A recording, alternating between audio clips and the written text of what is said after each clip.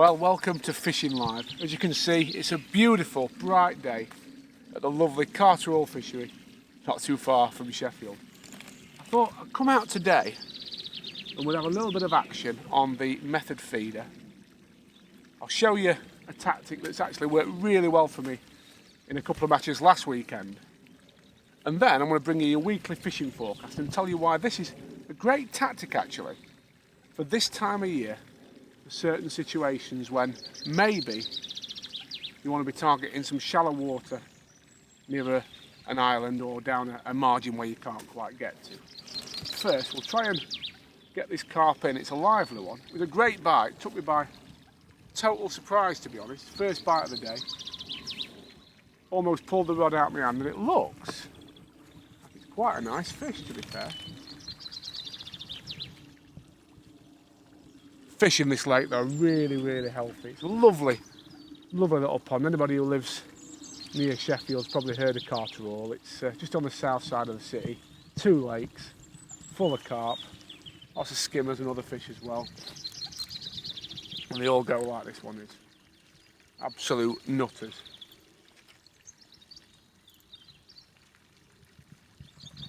Really doesn't want to come in at the minute, this one.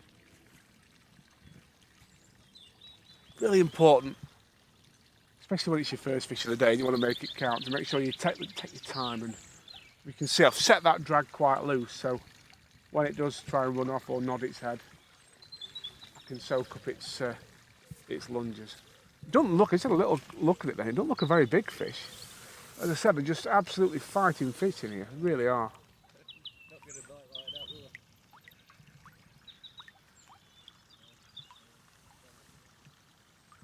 Oh, there it is.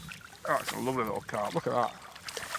Absolutely beautiful. So what I'm going to do now is show you what I caught it on, tell you a bit about the rig, and then I'll give you your weekly fishing forecast. So you can actually see there, just in the corner of the mouth, it's one of a prototype bait that David's been working on. They've been working really well for me. I can't quite get that hook out. Them QM1s are very good hooks. But that is one of the new Carpos. And I've just actually spiked that through the middle. As you can see, that little fella couldn't resist it. So I'll hold him up for you, drop him back, and then I'll get this back in and bring you your weekly fishing forecast. Let's not keep him out of the water too long. Just look though at that. Absolutely fighting fit. Stunning little mirror carp. I'll slip him back. Oh, he wants to go in the bank for some reason. Boom. Right. I'll stick him back. Put this up here. I'll just show you the setup now, because as I said, this has worked quite well for me lately. Right, so we've just got, this is one of the Preston ICS method feeders, running down to a Preston quick change bead. It's a 4-inch hook length, that is, or a bit long, probably 4.5 inch, because I tied it on the bank. And then it's a Guru QM1 hook in a size 14, and I've just, as I said, got one of the Carpos on there. I'm just going to actually move that around so you can see it. As you can see already, it's starting to break down. There's some lovely flavourings coming off that, and you can see why it works. It's just got that sensate attractant on it that sort of oozes out. I'm just going to straighten it up so my hair rig's sitting dead straight and clean the hook off. And I'm actually going to cast that out again because there's nothing wrong with that. There's no need to change your bait every time. Little Preston method mould here. And all I do is I put a spring fin of pellets in the bottom, tap it down like that, drop my pellet in the middle there, or my Carpo should I say in the middle, and then I fill the feeder up. Take your time with it. It's really important you load your feeder properly, because when you get a bite you want it to be on. And obviously I make sure my line's nice and free, top of the feeder like that, press down both sides evenly hard, nice firm squeeze, and then I just pull the red thing at the back, and there you have it, a perfectly loaded method feed. I just clean the edges off a little bit myself, give it a squeeze, and then I'm not actually chucking too far out here at all. I'm only chucking about 3 rod lengths out. And the reason for that, I want to give myself the option of going a little bit further later in the day, but we'll drop this in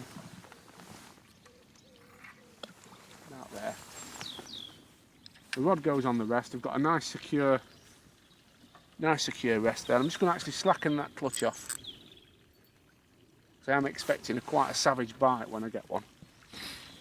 And I can tell you a little bit before I give you your weekly fishing forecast about where this worked so well for me at the weekend. And that was actually on the Golden Rod Final. I had a lovely match. It's a 2-day final. I qualified for it earlier in the year. And I was lucky enough to actually come second in the 2-day event. And I won 6,000 quid, which is the most money I've ever won in a match. So I was quite pleased with that. And most of the success was down to this tactic on the first day when I actually won my section and came second on the whole match. And I caught fishing exactly like this, rather than chucking in front of me like I am today. I was dropping it down a long margin. That was the only difference. But these are the tactics that I used. So without further ado, I shall give you your weekly fishing forecast, because I don't think it's going to be too dissimilar to last weekend looking at the weather. If anything, it's going to be a little bit milder, which is a really, really good sign. Daytime temperatures both Saturday and Sunday, 17 degrees I'm seeing at the moment. That's in the Midlands. It's a little bit cooler up north, and it's a little bit warmer down south even. Apparently it could get to 21 degrees in the southeast, so that looks really nice. The only downside is, and it's the same thing I said last week really, it's those nighttime temperatures. It's dropping down to sort of, 3-4 degrees, so it's still very cool at night. Up north and in Scotland there might even be a bit of a frost in the morning, so it does tend to knock the sport on the head a little bit. But things are on the up, fish are starting to feed, and the biggest tip I can give you, if you're going commercial fishing this weekend, is don't neglect the margins, don't neglect the edges. Now I mentioned obviously how I caught in the edge on that Golden Rod Feeder Champs last Saturday. The only reason I'm not fishing in the edge right now is it's still early in the session, but later on I would expect to catch some fish right down here. Likewise, if you've got a nice island to cast to, you've got another way of getting in shallow water, or maybe you can cast to a far bank, make sure you do it, because that shallow water is definitely where the fish want to be. And again, that's the nice thing about this method feeder. You can cast to an island, you can cast up a banking, so it's a great tactic for getting in shallow water when you need to at this time of year. And also, it's great because it regulates the amount of feed you're putting in, so you don't put too much bait in, which means you present a nice little table. And at this time of year, when I said the water temperatures are still cold and the fish aren't really feeding that well, just putting a nice compact little area of bait in is really, really good. So that's my commercial tips for you this weekend. I think it'll be quite nice. If you can't get that shallow water, don't be afraid to fish on the surface. I'm not saying surface baits, I'm meaning more sort of dobbing or dropping a bait in front of a fish that you might see cruising, or even fishing a little waggler and casting at fish, because there will be a lot of fish cruising this weekend. On the canals, I'm hoping it's going to be a great weekend, because I'm actually off on the canal this weekend, down on the Gloucester Canal for the Census Challenge final, so I'm looking forward to that. I'm thinking there'll be some roach caught, there certainly has been in previous weeks, and hopefully a few bigger fish as well, as that water temperature starts to rise and the fish start to move. If you're just going pleasuring, definitely try and go sort of later in the afternoon though, I'd say, especially on Sunday when we get that extra hour after the clocks go forward Saturday night. So I'd definitely say get out later in the day, maybe when that brightness is starting to drop, and I expect you'll have a lovely weekend on the bank. Have a good one, folks. I'll see you next week.